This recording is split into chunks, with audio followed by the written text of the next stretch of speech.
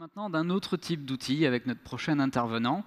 On va parler d'un outil non technique. Il s'agit du sujet des zones conférences, un outil d'organisation qui a permis à la société Cisco de mettre en place des bonnes pratiques et de les appliquer sur le cas concret des projets open source.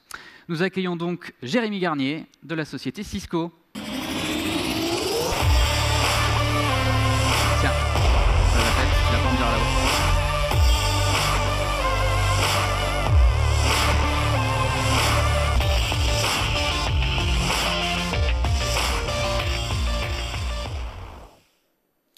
Bonjour à tous. Donc voilà, je vais vous présenter les zones conférences, comme le disait Jonathan. Donc c'est un outil qu'on a utilisé en interne pour promouvoir l'aspect DevOps et les aspects open source. Donc rapidement, 2 mots sur moi, c'est pas le principe de la présentation. Donc voilà, je suis expert développement chez Cisco et DevOps évangéliste. Et ce qui est important surtout, c'est donc tu vois, j'aime bien tout ce qui est nouvelles technologies, open source et collaboration, et surtout donc DevOps. Et c'est un peu le cœur du sujet. Donc on a déjà beaucoup parlé de DevOps, donc il y en a certains qui n'étaient pas forcément là au début. Donc vraiment, avant, on avait des méthodologies qui étaient vraiment fonctionnelles et qui le sont encore maintenant, parce que DevOps ne s'applique pas à tout. Donc voilà, des bons cycles en V, des méthodes waterfall, ça marche encore maintenant. Mais pour répondre aux besoins du marché, on a besoin d'aller beaucoup plus vite. Donc c'est la problématique DevOps, donc vraiment travailler sur la culture afin de mieux automatiser, de mieux mesurer, de mieux collaborer. Et il faut le voir vraiment plus, il y en a beaucoup qui l'ont cité, mais vraiment dans l'optimisation de l'entreprise. Et là, ça implique toutes les fonctions, et ça, c'est vraiment important. Si on veut que demain, quelqu'un qui vient d'être recruté par les RH, puisse développer et pousser un commit en production en moins de 2 semaines, il faut que tout le monde soit impliqué. Et après, même les commerciaux, ils ont l'habitude de vendre des produits. Maintenant, on ne vend plus des produits, on vend des solutions qui sont mises à jour régulièrement, etc. Donc, c'est tout un modèle qui change dans toute l'entreprise. Donc voilà, alors maintenant, le sujet, c'est les on-conférences.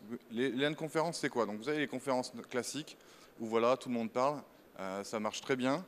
Mais après, quand on veut changer quelque chose en interne, faire une transformation, on a besoin de mettre tous les gens ensemble. Et les on-conférences, en fait, ça regroupe tous les participants, et c'est eux qui vont faire l'agenda et qui vont construire la conférence. Donc le format est vraiment ouvert informel. Ce qu'on fait comme principe, c'est gratuit, c'est comme ici. C'est le principe un peu d'ouverture et d'open source. Et par contre, chacun doit amener une contribution ou un besoin. Soit moi je vais partager un retour d'expérience sur DevOps, ou sinon, tiens, moi je connais rien à DevOps, j'aimerais voir ce que ça fait. Donc en théorie, c'est bien, il n'y a pas de différence entre la théorie et la pratique, mais après vous allez voir, donc quand vous sortez de l'école, quand vous allez mettre en pratique, on va en avoir. Alors juste pour vous donner un historique, donc j'ai lancé la communauté en 2013 au niveau de Cisco pour commencer à faire des petites sessions de partage, etc. Mais on a vite identifié qu'il y avait vraiment ce problème de casser les silos dans l'entreprise. Et ça, la meilleure façon de le faire, c'est de regrouper les gens. Et donc on est parti sur le format de conférence et on est en mode un peu régulier, en faire une tous les ans, même si ça s'accélère dernièrement. Alors, le format d'une conférence, c'est vraiment simple. En plus, l'avantage, c'est que c'est fait par les participants. Donc, on fait toujours une petite ouverture. Après, on fait quelques petites sessions slides rapides, automatiques. Après, on passe sur le cœur de la conférence, qui est l'open space. Alors, 2 jours, c'est le maximum qu'on s'alloue, parce que c'est dur de mobiliser beaucoup de personnes dans une entreprise. Donc, il faut trouver le moyen que ce soit assez court pour que tout le monde puisse participer, mais pas trop long non plus. C'est bien d'ouverture toujours par les keynotes, c'est toujours prendre un avis extérieur par rapport au domaine. Donc on a l'habitude de travailler avec Damon Edwards, qui avait l'habitude de travailler avec des équipes chez nous, chez Cisco, qui étaient reconnues quand même dans le domaine. Après aussi, on a fait appel aussi à John Willis, donc ils ont beaucoup travaillé aussi au niveau des DevOps Café. Et après, au fur et à mesure aussi, on prend des outils ou des organisations qui sont très représentatives dans le domaine. Donc on a beaucoup travaillé aussi avec Puppet, pour avoir un bon état de l'art au niveau de DevOps. Et après aussi, on a beaucoup travaillé avec les équipes GitHub pour aussi, d'un autre côté, pouvoir mieux former nos équipes sur l'outil et les bonnes pratiques. Donc comme je vous disais, on commence la matinée, histoire de réveiller les gens par des petites sessions de talk. Donc c'est vraiment 5 minutes, il faut que ça passe rapidement, comme ça on est sûr de rester sur l'agenda. Et après, voilà, on partage l'expérience autour de la culture DevOps, des outils, des technologies, les feature teams, blablabla, tout le monde a parlé de tout ça. Et après, on s'oriente sur l'open space. Alors l'open space, c'est simple, on met juste des slots de disponibles. Chacun pour s'inscrire à la conférence, à amener un sujet. Et après, on fait l'agenda. Donc, on passe, on dit, moi, je vais parler de ce feature team dans cette salle à cette heure-ci. Voilà, si vous êtes intéressé, venez. Et après, chacun met ses post-it et l'agenda se fait. On n'impose pas beaucoup de règles, comme dans l'open source. Il y a juste une règle et 4 principes. C'est la règle des 2 pieds. Donc, c'est un peu comme ici.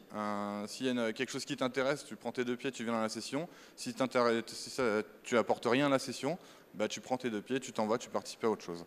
Et après, les règles, je ne vais pas toutes les énumérer, mais ce qui devait se passer, ça se passait. Et si c'est fini, on s'arrête. On n'a pas besoin non plus d'attendre la fin de l'heure pour juste dire on a duré 1 heure. Là où c'est intéressant, c'est vraiment que ça fait vraiment des sessions interactives avec des discussions vraiment ouvertes. Et c'est des discussions qui sont orientées par rapport au contexte de votre entreprise. C'est ça qui est important. Il n'y a pas de solution magique. Tout ne s'applique pas partout. Et Docker, c'est pas non plus une licorne et c'est pas non plus merveilleux partout. Et comme tout est contextualisé, là vous êtes dans l'entreprise et ça sera vraiment mieux. Et ce qui est important aussi, comme après dans la feedback loop, c'est de capturer tout ce qui se passe dans les sessions. Vraiment, donc dire de quoi on a discuté, s'il y a eu des nouvelles idées, pardon, et après les suites qu'on pourrait donner. Et ça, vous le capturez et vous le partagez. Alors après, voilà, en tant que bon français aussi, on se doit d'amener quelque chose. Tout ce qui est... faut bien sûr nourrir les gens, mais c'est aussi le moyen de partager quelque chose. Et avoir aussi un peu des petites soirées pour un peu casser les silos, ça aide. Ce qu'on a aussi vraiment essayé, donc à chaque session, on essaye d'apporter quelque chose. Donc il y a beaucoup de discussions qui se font pendant la conférence. Au début aussi, ce qu'on a vu, c'est qu'on a mis en place avant des petites formations, soit sur les outils, soit sur les méthodologies, pour que les gens viennent un peu plus près à la conférence. Et après aussi, parce qu'après 2 jours de discussion et de partage assez intense, c'est bien de concrétiser les choses. Parce que c'est bien de parler, mais après, faire ou ne pas faire, au bout d'un moment, il faut agir. Donc on fait des petits hackathons, des sessions de travail pour répondre à des problématiques de projet. Et ça, c'est toujours dans l'état d'esprit de collaboration et de partage. Et on devient beaucoup plus productif. Et donc, pareil, on applique toutes les méthodos à ce qu'on fait. Donc, on fait des feedback loops, donc à chaque on fait des rétrospectives pour améliorer les choses. Donc là, ça fait 5 ans qu'on gère l'initiative, donc on a quand même une bonne expérience, on est capable de bien la restituer. Donc on la restitue par des événements locaux qui se font. Là, aux États-Unis, il y en a une petite qui vient de se faire. Je les ai juste accompagnés de loin. Je ne pouvais pas faire le voyage pour des raisons budgétaires. Et donc voilà, je les ai accompagnés. Ils ont pris le framework, ça marche, et ils l'ont très bien déroulé. Et après, on a vraiment vu beaucoup plus de collaboration entre les équipes. Donc au début, on avait, sur la première conférence DevOps, donc on avait plutôt Dev que Ops, qu'on avait 90% de représentation Dev. Mais au fur et à mesure, il y a beaucoup plus d'équipes d'opération qui sont venues. On a eu l'IT, on a eu les équipes juridiques, etc. Donc c'était bien. On a réussi aussi à réduire les coûts et les efforts, parce qu'on partage maintenant les équipes. Il y a même des équipes qui centralisent un peu tous ces coûts. Et on est capable aussi d'appliquer l'amélioration continue. Et donc, point important, c'est pas juste dire tiens, on va faire DevOps sans changer notre culture. Et vous l'avez vu dans l'open source, etc. Donc nous, je travaille chez Cisco. Donc petite anecdote, tout à l'heure je croise quelqu'un, il me fait tiens, t'es qui? Je suis Jérémy, je travaille chez Cisco. Cisco, mais qu'est-ce que tu fais au salon open source? Et c'est une bonne question. Donc voilà, on a réussi à culturer cette culture DevOps en interne grâce aux conférences.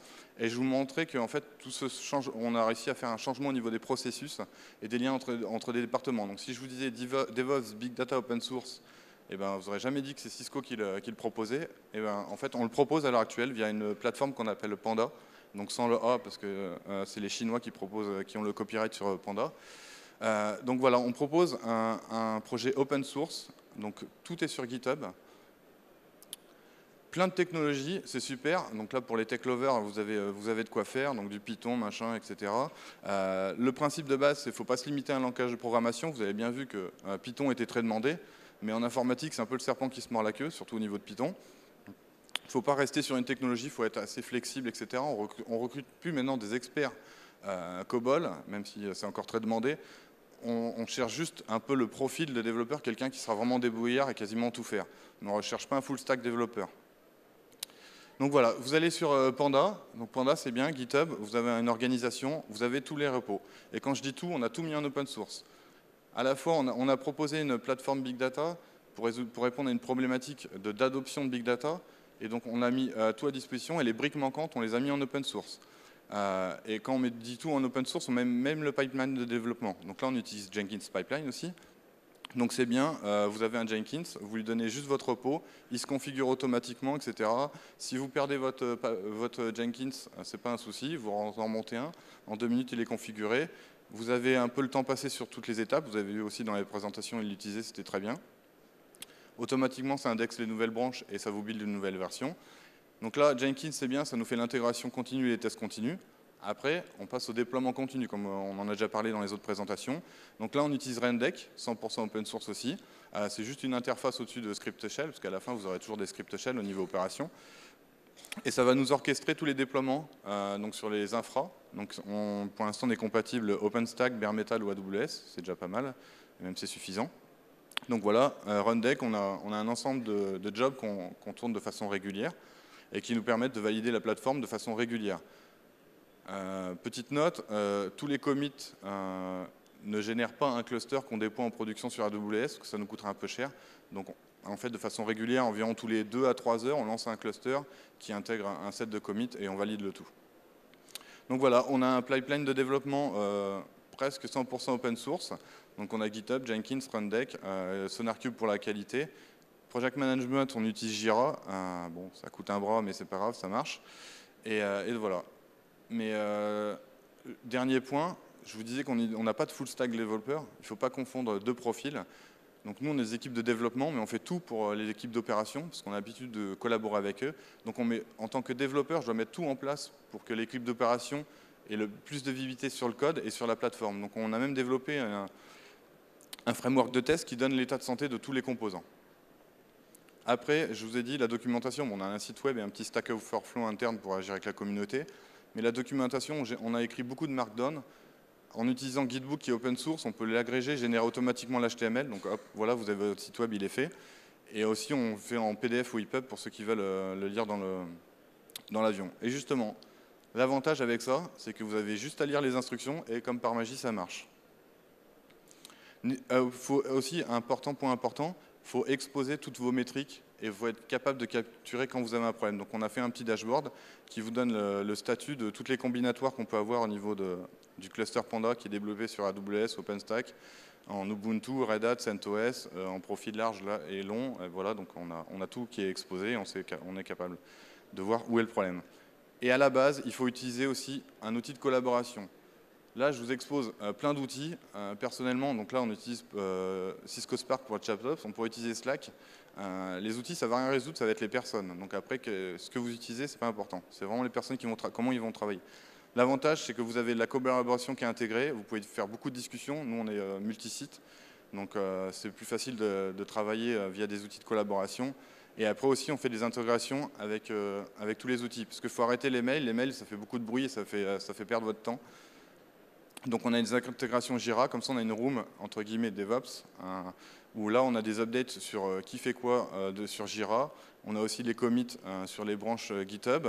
On a aussi Jenkins qui nous dit tiens j'ai un problème sur un composant. On a aussi un bot qui analyse nos logs pour remonter en disant bah, tiens sur cette stack j'ai eu un problème puisqu'il y a eu une erreur. Donc voilà, toujours pareil, après la théorie et la pratique, vous avez beaucoup de dépendances. Il y a beaucoup de bugs qui sont créés surtout. Nous, on utilise SaltStack, c'est super bien, ça marche bien, mais voilà, la communauté, elle n'est pas parfaite, tout le monde n'est pas parfait, il y a toujours des problèmes de stabilité. Il y a des fois des releases qui sont sorties alors qu'ils ne sont pas compatibles, mais il faut travailler avec la communauté. Le network, même si c'est la plupart du temps produit par Cisco, c'est pas parfait. AWS, ils ont le meilleur SLA, mais ils peuvent tomber à tout moment. GitHub, ça leur arrive aussi. Donc tout ça, il faut le gérer. Et là, je vais faire un petit mode rush sur l'open data, parce qu'on en parle beaucoup aussi, on va parler de machine learning et autres. Donc, on a travaillé avec la ville de Paris pour avoir une approche vraiment dirigée par les données. Ils ont voulu mesurer les impacts qu'avait l'investissement qu'ils faisaient sur une place. Et donc, ils ont voulu mesurer en termes d'investissement et aussi de voir les impacts sur les piétons et le reste sur le trafic, etc. Donc on les a accompagnés, on a mis la plateforme en place, On a mis plein de sensors un peu partout, surtout la vidéo pour faire du machine learning, parce que ça c'est vrai. Et après, voilà, on les a accompagnés dans cette démarche open source, open data. Voilà, on leur a produit des dashboards au-dessus de la plateforme Panda pour leur dire que voilà, c'est bien de faire des journées sans voiture, mais la pollution, elle n'est pas liée à la voiture, comme le bruit d'ailleurs, il n'y a aucune corrélation. Au niveau du bruit, on a vu qu'il y avait, il y avait des pics, il y avait des anomalies. Ça, on est bon français, en fait, c'était juste parce qu'il y avait des grèves. Donc voilà, on est capable d'identifier un peu des patterns en fonction des jours aussi.